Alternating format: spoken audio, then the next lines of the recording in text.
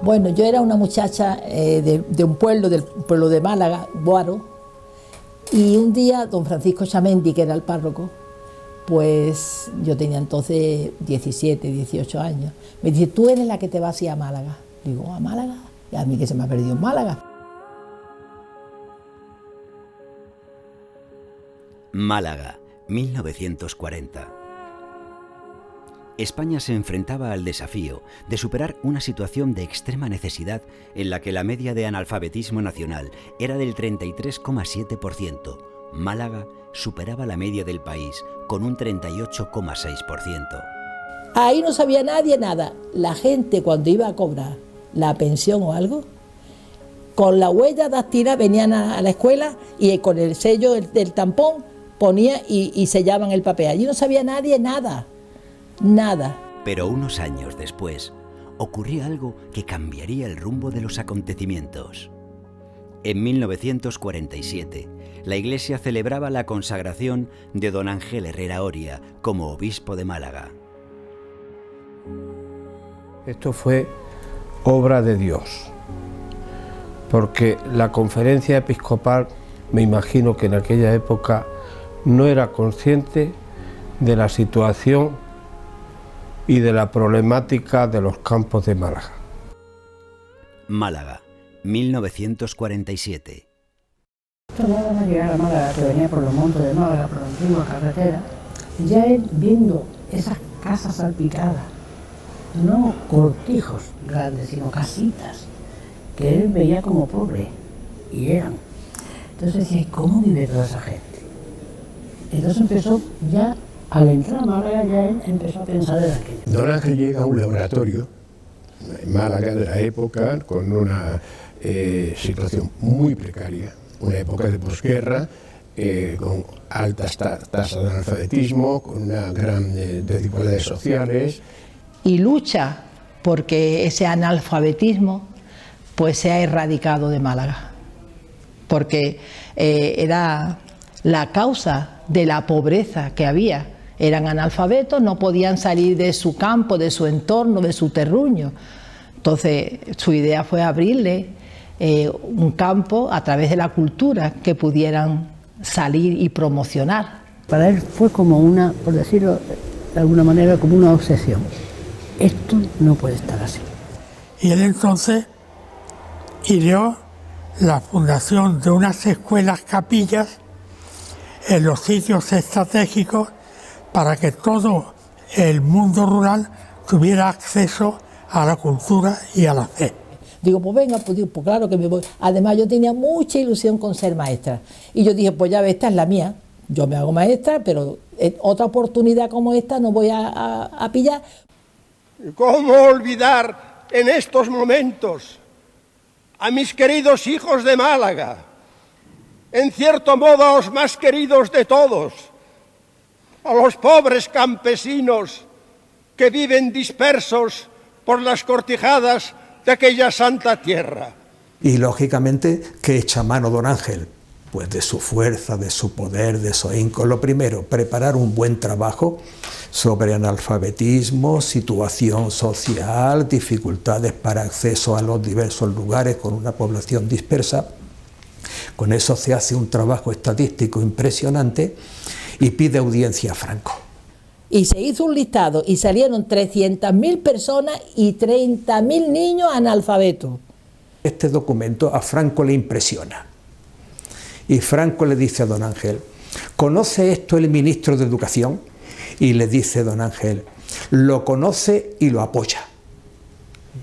Y luego don Ángel, con ese estilo tan simple y tan directo, dice, en el siguiente Consejo de Ministros, ¿no?, nació un presupuesto extraordinario de 50 millones de pesetas para construir las escuelas.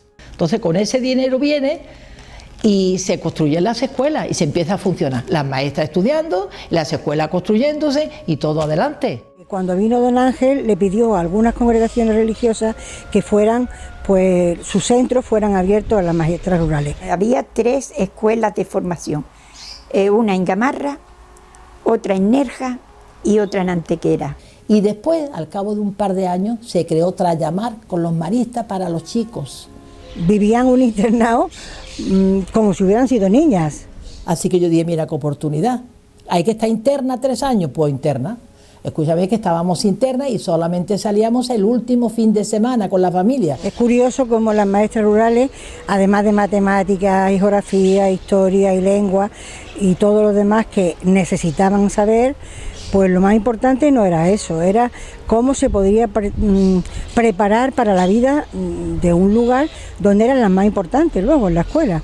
Y lo mismo hacían la cocina, que iban a la sacristía, que iban al campo a cuidar los animales, a la agricultura, sabían de todo, al dispensario, trabajaban físicamente incluso, porque había ratos que tenían que ir al lavadero y lavaban, y tenían que ir a recoger fruta e iban, pero luego también tenían muchísimos ratos de estudio. Ellas mismas lo dicen, no había tiempo perdido, porque todas teníamos muy dentro la importancia que tenía que aprendiéramos cuanto más cosas mejor, de todo. En una granja, y lo mismo cogían huevos, que le daban de comer a los pollos, que cuidaban las vacas, que ordeñaban la leche. Esto era una cosa muy curiosa. Antes de irme, aquí estuve un año de maestra en el pueblo, y con ese dinero de maestra pagué el primer año, porque la pensión costaba 600 pesetas. 300 nos pagaba la familia y otras 300 pagaba el obispado. Cuando terminó ese año, mi padre era guardia civil jubilado, ganaba 400 pesetas, mi hermano en el seminario, y yo le dije a la monja, a la madre Manuela, le digo, madre, yo no puedo seguir estudiando porque mis padres no me pueden a mí costear las 300 pesetas, y yo prefiero irme yo antes que salga mi hermano del seminario. Mi hermano tiene que seguir porque podemos sacar un sacerdote. Ella se lo dice a don Ángel, le dice, Silveria se dice que se tiene que ir porque no puede seguir pagando. Uf. Esto me cuesta mucho. Y dijo don Ángel, si Silveria quiere seguir maestra y vale y quiere, por dinero no será. Será maestra. Por eso yo siempre he tenido un deber de gratitud con mi iglesia. Porque yo dije, el Señor ha querido que yo siga. Y me ha puesto los medios y el sitio. Es porque Dios quiere que yo esté aquí. Y el título nos lo dio don Ángel, eso sí, no se me olvidará el día en que me dieron el título. Terminamos unos 20 maestras y en el salón del trono de allí del obispado, de Málaga, pues allí estaba sentado don Ángel y allí nos dio una charla y después pues nos estuvo dando uno a una el título. Y luego después, para hacer oficial esos estudios que habíamos hecho, íbamos a examinarnos, nos llevaban al instituto.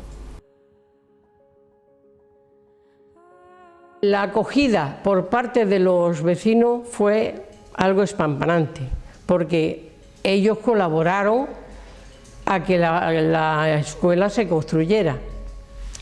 Con sus animales traían las piedras, el agua, y cada uno ponía su jornal para abrir los cimientos y construirla. Todos querían que la escuela se construyera en su terreno para que sus hijos lo tuvieran con más facilidad. Pero el señor obispo dijo, vamos a ver los niños que hay en cada zona y busquemos el lugar más céntrico a donde puedan acudir más y que cada uno ande un poquito. Ojo, que el material no entra por carreteras con guardias de tráfico. El material tiene que llegar a los lugares a lomo de caballería. Y como el burro, el animal, no podía por aquellas cuestas, pues nosotros los niños pues le ayudábamos. Ellos ayudaron muchísimo y se construyó una escuela por semana, así que se hicieron 250 escuelas, a una por semana.